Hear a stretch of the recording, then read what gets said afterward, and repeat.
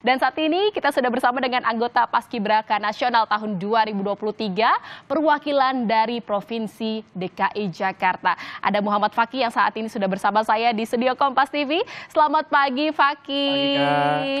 Fakih adalah orang yang memang membuat Indonesia ini menjadi bangga karena melihat akhirnya bendera merah putih dikibarkan di 17 Agustus 2023 lalu.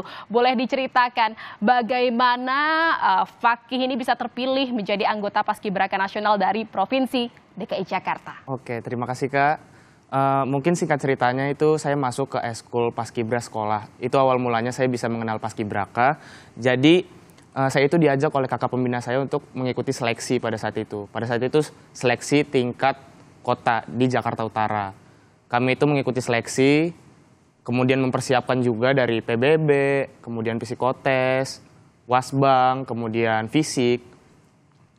Sekitar ada 500 peserta yang mengikuti seleksi Paskibraka ini.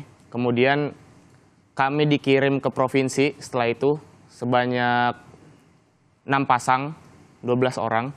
Kemudian lagi kami diseleksi lagi di Provinsi DKI Jakarta, diambil 1 pasang untuk mewakili DKI Jakarta di tingkat nasional, seperti itu Kak. Jadi kamu dari seleksi kota mengalahkan 500 peserta gitu ya, lalu dipilih 6 pasang atau 12 orang yang akhirnya dimajukan lagi ke provinsi. Seperti itu ya. Dari provinsi berapa banyak dan akhirnya bisa menjadi 78 orang gitu ya. Kamu menjadi salah satu dari 78 orang yang terpilih untuk bisa mengibarkan bendera di Hari Kemerdekaan Republik Indonesia tahun lalu. Betul Kak.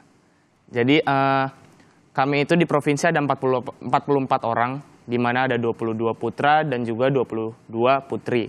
Kemudian itu kami diseleksi kembali menjadi 1 pasang, 1 putra dan 1 putri Kak.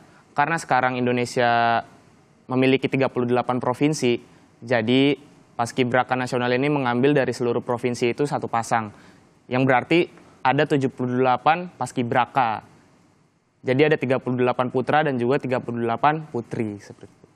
Wah, ini pasti rasanya bangga luar biasa, bukan hanya kamu tetapi juga orang terdekat, keluarga, bahkan juga sekolah gitu ya, lingkungan, dan juga teman-teman kamu di Paskibraka juga gitu ya, menjadi Paskibra di ekstrakurikulernya juga bangga terhadap Fakih. Ini saat tahun lalu Fakih itu menjadi pasukan pengibar bendera saat penaikan atau penurunan bendera? Aku penaikan Kak. Penaikan. Nah ini bagaimana rasanya, ini kan penaikan kan pagi-pagi gitu ya, momen yang paling ditunggu-tunggu gitu. Saat itu bagaimana, apa yang ada di pikiran Fakih, terus bagaimana melihat bendera merah putih dikibarkan sendiri gitu kan, itu bagaimana nasionalisme, jiwa nasionalismenya semakin tumbuh tentunya ya. Betul. Jadi memang rasanya itu seperti mimpi bisa ada di istana, apalagi mengibarkan bendera merah putih gitu kan. Kita itu bangun dari jam 2 pagi, kemudian melakukan persiapan, putrinya melakukan make up, putranya fitting PDU dan segala macam itu. Kemudian kami berangkat jam 5 subuh itu sudah ada di istana.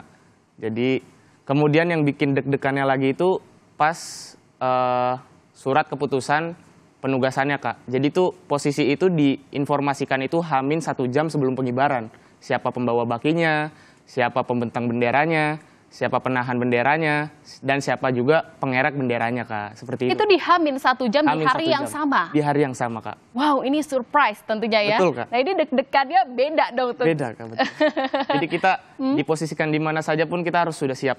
Seperti itu Kak. Dan ini memang sudah dipersiapkan dari ya latihan-latihan, rangkaian latihannya gitu ya. Dan ini mimpi yang menjadi kenyataan untuk Fakih gitu ya, bisa menjadi pengibar bendera di tahun lalu. Nah Fakih, boleh diceritakan nggak ini seleksinya untuk bisa sampai menjadi pengibar bendera nasional di istana tahun lalu ini berapa lama prosesnya?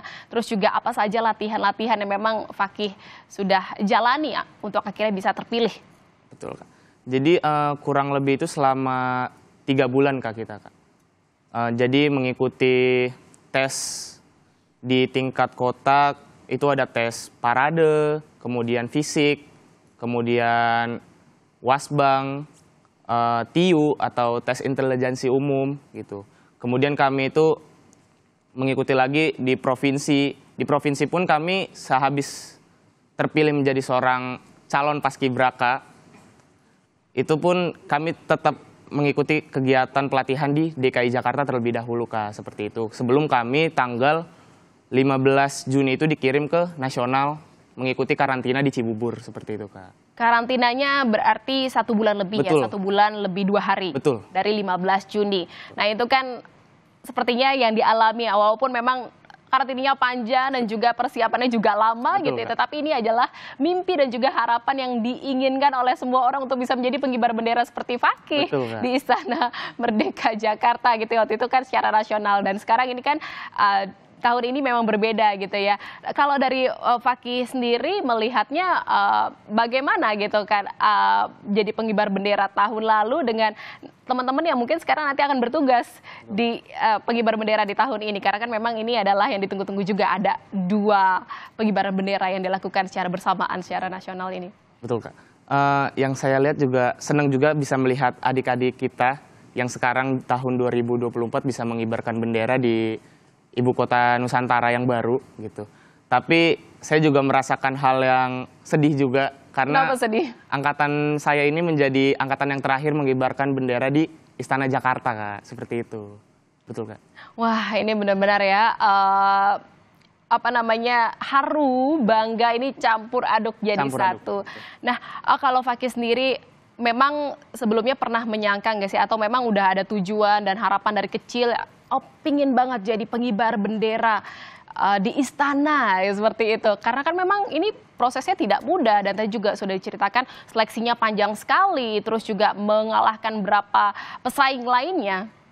Kalau dari kecil sih saya tidak pernah kepikiran untuk menjadi seorang paskibraka, Kak. Karena saya itu baru tahu paskibraka itu di SMA setelah saya masuk eskul paskibra gitu.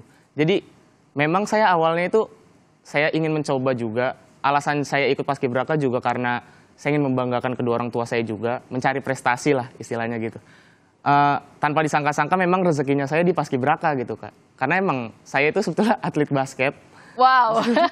Jadi saya tidak menyangka-nyangka aja kalau misalnya rezeki saya itu ada di paskibraka, seperti itu, Kak. Ya, memang di jalurnya diarahkan, tetapi ya tetap membanggakan. Ini Betul, Kak. bahkan yang diimpikan oleh banyak orang seperti itu ya, untuk bisa menjadi pasukan pengibar bendera di istana.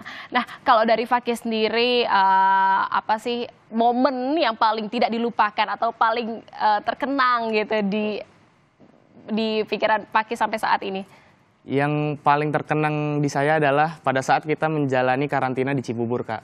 Karena kita itu disatukan dari berbagai provinsi yang dimana cara mereka bersosialisasinya beda, cara bahasanya juga beda. Jadi kita harus menyesuaikan, Kak, gitu. Jadi kadang kita belajar bahasanya mereka, kemudian bercanda dengan bahasa mereka gitu. Itu sih, Kak, yang bikin saya terkenang sampai sekarang. Kita di sela-sela latihan kita bercanda sama pelatih gitu, isengin teman-teman yang ketiduran gitu. Iya, maksudnya bukan hanya ya latihannya aja, Betul, tapi Kak. juga momen-momen lucu, Betul, Kak. momen-momen kebersamaan dengan teman-teman Betul. sesama pasukan paskibraka ini juga menjadi yang sangat dikenang gitu ya Betul. oleh Fakih ya. Saudara, kita akan lanjutkan perbincangan dengan Muhammad Fakih yang merupakan pasukan pengibar bendera di istana di tahun 2023. Dan Fakih, setelah kemarin tahun lalu menjadi pasukan pengibar bendera di istana gitu ya, apa kegiatannya setelah itu? Apakah memang masih menekuni dunia paskibraka? Betul, sudah pasti, Kak, kita tetap melanjutkan kegiatan kita sebagai seorang paskibraka. Apalagi setelah 17 Agustus ini banyak sekali hari-hari besar, Kak. Contohnya seperti Hari Kesaktian Pancasila di Lobang Buaya. Kami tetap mengikuti pelatihan-pelatihan untuk menyiapkan hari-hari besar juga, Kak. Kemudian kita juga menjadi panitia pada saat penyeleksi tahun 2024 ini, Kak. Jadi adik-adik kami yang sekarang ini, kami sebagai panitianya gitu yang menyeleksi, gitu, Kak.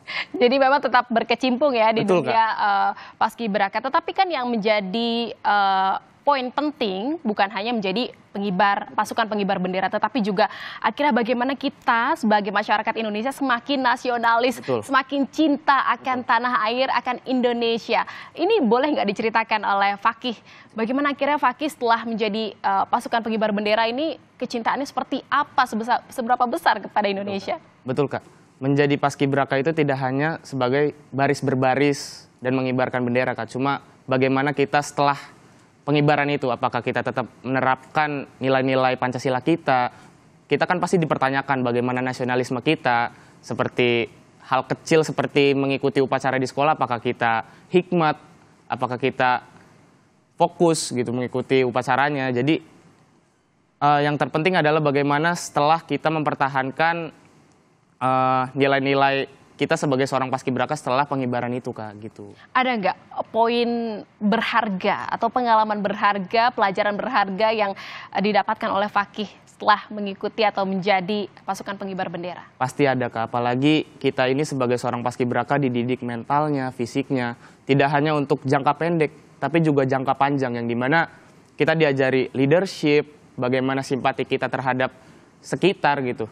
Bagaimana kita bisa bergerak dengan cepat jika ada perintah, seperti itu, Kak. Jadi pada saat kita terjun di dunia luar atau dunia pekerjaan, kita udah gak kaget. Oh, seperti ini jadinya. Kalau misalnya ada problem ini harus begini, harus begini, harus begini, seperti itu. Itu, Kak, diajarkan semua saat karantina. Kak. Betul, Kak. Jadi memang bela negara itu ditanamkan ya. Betul. Saat karantina. Boleh diceritakan dong apa saja saat bukan hanya baris berbaris tadi kan sudah disampaikan oleh Fakih, tetapi juga memang ada ilmu-ilmu atau pelajaran yang juga yang memang diberikan, yang juga didapatkan oleh Fakih selama karantina tahun lalu. Betul, Kak. Jadi pada awal kita memasuki karantina itu kita tidak langsung memasuki materi baris berbaris, tetapi kita juga ada materi Lemhanas. Kita itu selama 1 minggu itu kita dididik nilai-nilai Pancasila kita, wawasan kebangsaan kita. Jadi ada beberapa materi yang datang untuk membimbing adik-adik paskibraka nasional ini, gitu, Kak. Itu Fakih saat mendapat ilmu atau namanya pelajaran baru seperti itu pernah menyangka nggak? Oh ya, ternyata ada pelajaran ini ya, gitu. Ini menjadi pengalaman baru juga kan untuk Fakih? Betul, Kak. Jadi tanpa disangka-sangka ternyata menjadi paskibraka itu tidak hanya baris berbaris, ternyata di belakangnya itu banyak sekali ilmu yang bisa diambil untuk kita, seperti itu, Kak. Ingin apa yang ditularkan? Ingin menularkan apa sih setelah pelajaran, ilmu, dan juga pengalaman yang didapatkan oleh Fakih? Yang ingin saya tularkan sih kepada pemuda-pemuda sekarang, Kak, yang dimana sudah banyak sekali efek-efek dari luar negeri yang berkecimpung di Indonesia gitu. Jadi banyak pemuda-pemuda yang sudah berlunturan nasionalismenya. Jadi seperti mengikuti upacara, menyepelekan lagu Indonesia Raya, atau berbagai macam itu.